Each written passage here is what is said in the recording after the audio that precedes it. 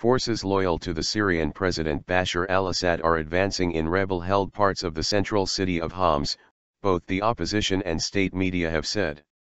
Homs-based activist Tarik Badrakhan said on Saturday that Syrian troops seized control of buildings in the opposition-controlled district of Khaldiyeh, the first time government forces entered Homs neighborhoods held by rebels for over a year.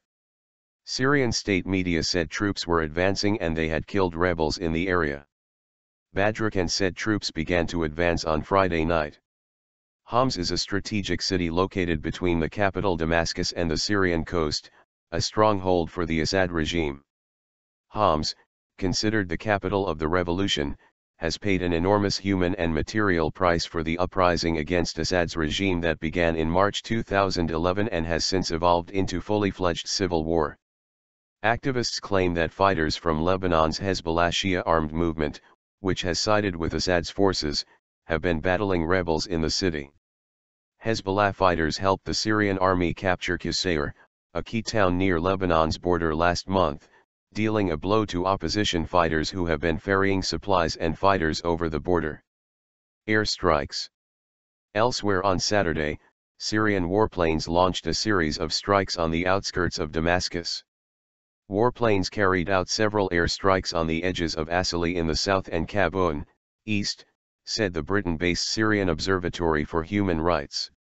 The observatory also reported fresh clashes in Assads as well as in the southwestern neighborhood of Khaldiyeh, adding that the army shelled rebel-held Yarmouk in the south and Jabar in the east. Airstrikes also targeted other rebel areas east of Damascus, among them rebel bastion Zamaka, said the group. Central Damascus is still squarely in army hands.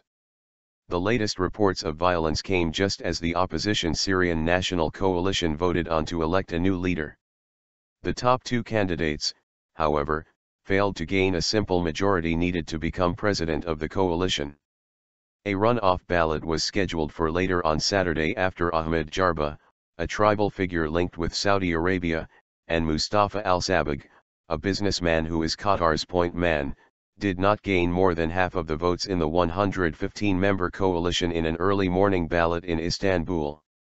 The coalition has been without a leader for months after its head quit over disagreement over potential talks with Assad's government.